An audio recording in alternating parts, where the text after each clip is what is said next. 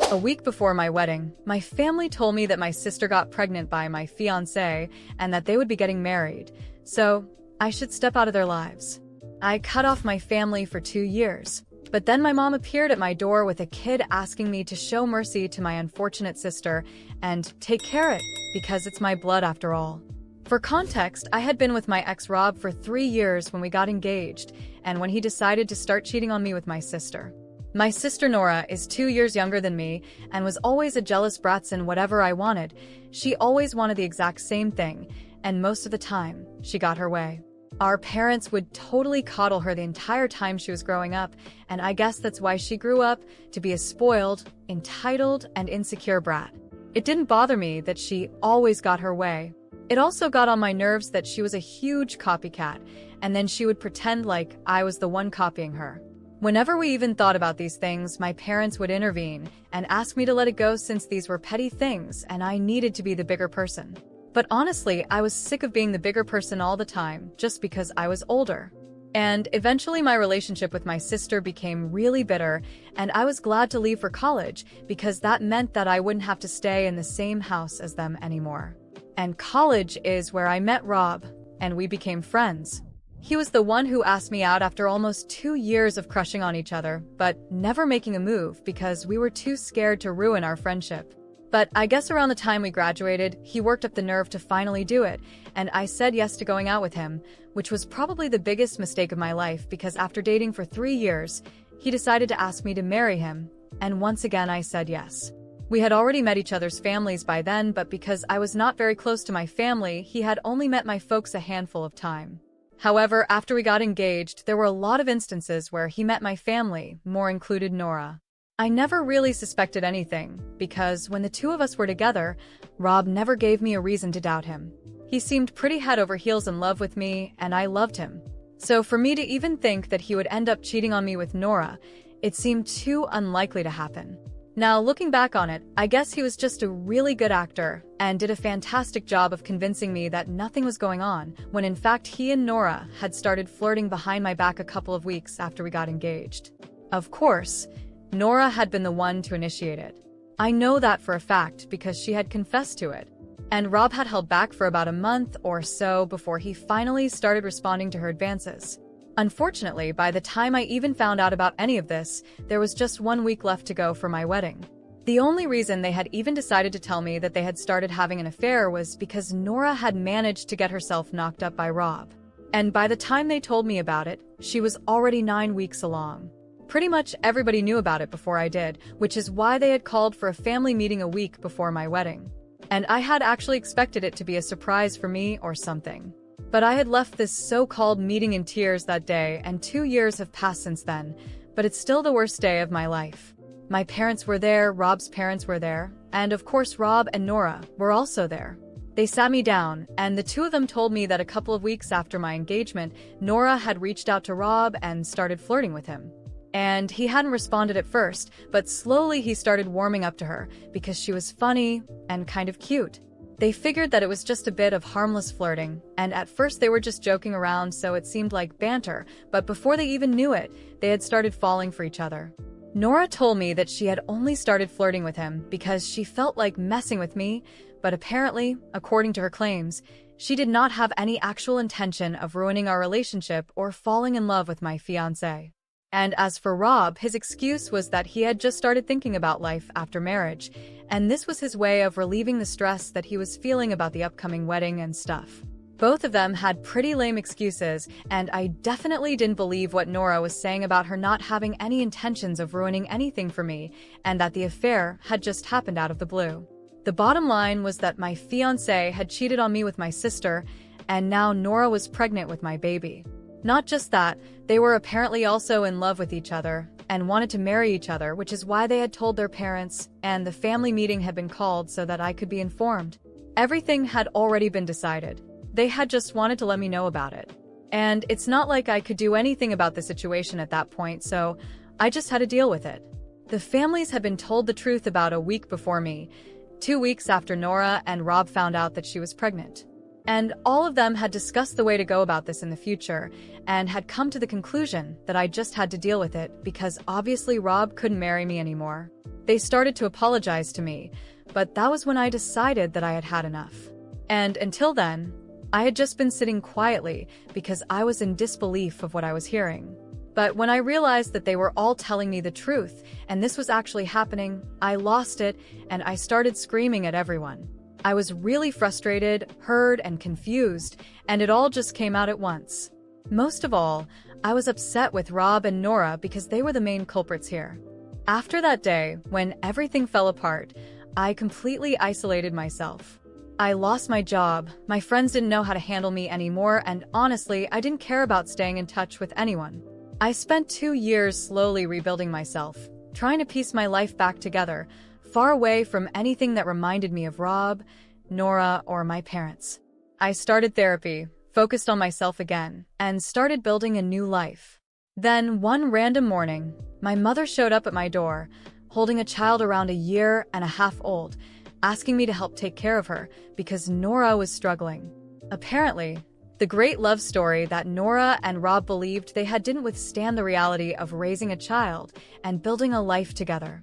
Rob bailed out a few months after the baby was born, running away from his responsibilities as a father and leaving Nora alone. Of course, my parents did everything they could to support her, but the truth is that my spoiled sister had no clue how to take care of a child, let alone support herself without relying on others. My mother, in her usual way, tried to manipulate my emotions, saying that Nora was sorry and that the child wasn't at fault. She expected me to show mercy, to accept a role they had decided for me 2 years ago, without even consulting me. "It's your blood, sweetheart," she kept repeating, her voice breaking as she held the child. "You need to help. Think about Nora. She's desperate." I looked at that scene with a mix of disbelief and anger. My mother stood there, trying to shove all the responsibility for the situation onto my shoulders, as if I were the only solution to the problems Nora had created herself. As if it was my duty to take in a child that, to me, symbolized betrayal and abandonment. And at that moment, all the resentment I had been holding onto for years came out.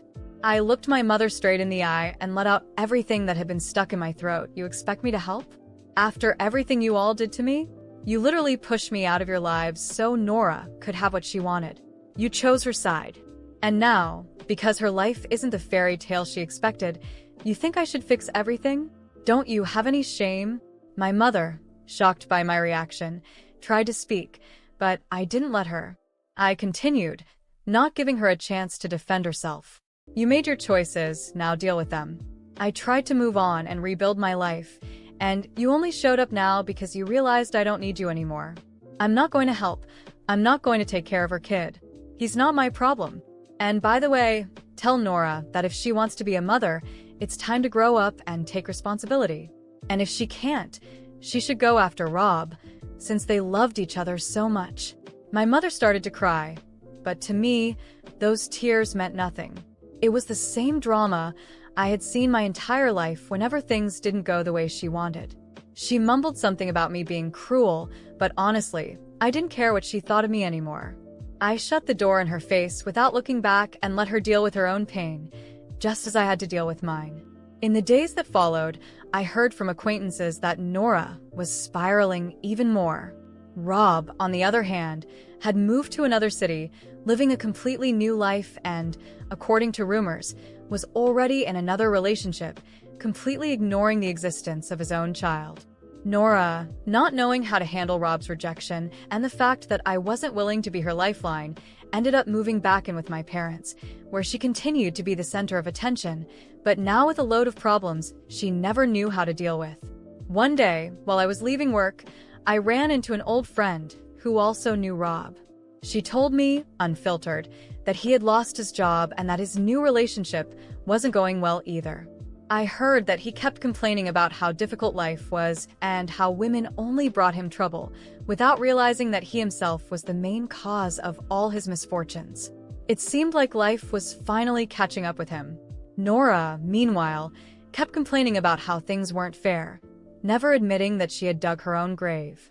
I heard that she started making videos online, trying to sell an image of overcoming struggles, as if life had been cruel to her for no reason, conveniently omitting the whole story of her affair with Rob and how they both betrayed my trust.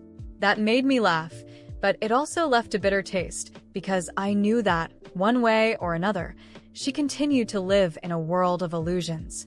But me? I felt free for the first time in a long while. For the first time, I wasn't carrying the weight of my family's expectations, or the burden of being the oldest and the bigger person. I focused on living my life the way I wanted, without looking back. I adopted a dog, made new friends, got back into painting, and started planning a trip around the world, something I had always dreamed of, but never had the courage to do. And even though I still felt anger and pain over everything that had happened, I also felt something I never thought I would. Relief. Relief for finally having stopped being Nora's shadow, and for having found my own path. It wasn't a happy ending in the traditional sense, but for me, it was the best kind of revenge. Living well while they drowned in the consequences of their own actions. After refusing to help my mom with Nora's situation, I threw myself into my plans and dreams that had been postponed for so long. Over time, my passion for painting, which had once been just a simple hobby, began to flourish in ways I never thought possible. I opened a small online gallery to showcase my work, and to my surprise, sales began to grow quickly. Gradually, what had been a personal therapy turned into a solid source of income. Recognition began to follow, and my art started being displayed in a few local galleries. With this success, I finally managed to fulfill my dream of traveling the world. First, I went to Paris, the city of artists, where I spent weeks getting inspired by the streets and museums, living the life I had always wanted. Then, I moved on to Tuscany, where I rented a small house in the countryside for a few months, painting landscapes and exploring what each new town had to offer. It was a life I never thought possible for myself, especially after everything that had happened with Rob and Nora. Meanwhile, their lives continued to fall apart. I kept minimal contact with a few people from my old town, so every now and then, stories about Rob and Nora reached me. Apparently, Rob couldn't keep a job for long and was sinking deeper into debt. Nora, on the other hand, was still living with my parents, complaining about the lack of opportunities and how unfair life had been to her. She tried to pick up some temporary jobs, but nothing seemed to stick. Between complaints on social media, she tried to present herself as overcoming the hardships, but those who knew her well saw right through the facade. And then, the moment came when they started asking me for money. First, it was my mother, trying to be subtle, mentioning how tough things were at home and how any help would be greatly appreciated. Then, Nora began messaging me directly, saying that she regretted what she had done and just needed a little help to get her life back on track. Rob even reached out, albeit more subtly, sending an unexpected message saying he wanted to talk and resolve things from the past. I knew these attempts were more about their interest in my money than any genuine desire for redemption or reconnection. They never truly cared about how I felt when everything happened. And now that they were struggling, suddenly I was their easy solution. But I wasn't the same person I used to be, the one who always put others' needs above her own, who gave in to their requests. That version of me that they had known was long gone, left behind along with the days when I cried because of them. So instead of letting myself be dragged back into their new attempts at manipulation, I did something I should have done a long time ago. I blocked them all. My mother, Nora, even Rob. I cut the last thread that still connected me to them. It was an act that brought me immediate relief, a sense of freedom that I had never experienced before. It was as if, finally, I had stepped out of their shadow, living entirely for myself. My life continued to thrive. I kept traveling and exploring new places, always with my loyal dog by my side, who became my companion on all my adventures. My paintings gained even more recognition, and my online gallery started attracting international buyers. With every new destination I visited, I felt increasingly distanced from that painful past. And while I discovered new cultures, made friends from different parts of the world, and reconnected with myself, I heard through a mutual friend that Nora and Rob were more lost than ever. I was told that my parents could no longer afford to support Nora, and that Rob was facing legal issues due to his debts. They were trapped in a never-ending cycle of struggles, growing more desperate each day. And ironically, I realized that even with all the pain they had caused me, they had never learned how to deal with the consequences of their own choices. The difference now was that I was too far away to care. My life was moving forward, and I was determined to enjoy every minute of this new chapter. I learned not to feel pity for those who choose their own path, even when it means they'll have to face their own downfalls. And the truth was that, after so much heartache, it was liberating to know that I was finally the only one responsible for my destiny, and that their choices no longer had any impact on me. So I allowed myself to smile. Smile at the mornings when I woke up with the sun shining through the window of a new city, smile while painting in a cafe along a canal in Amsterdam, and smile at the thought that, of all the possible versions of my life, I had chosen the happiest one for myself. And as for Nora, Rob, and everyone who tried to bring me down, they were left behind, exactly where they deserved to be, in the past. Years after that tumultuous period, my life took an even bigger turn. During one of my travels around the world, I met someone special. His name was Daniel, and we met by chance at an art exhibition in Lisbon. He was an architect passionate about his work, and our conversations flowed as if we had known each other for years. What started as a friendship between two souls who loved art and architecture quickly turned into something deeper. Daniel not only supported my artistic journey, but also helped me believe in love again. He respected my past and never tried to rush or pressure me into anything I wasn't ready for. Instead, he walked by my side, patient and steady, and little by little, I found myself falling for him again. So, when he proposed to me on a small beach at sunset, I said yes, without hesitation.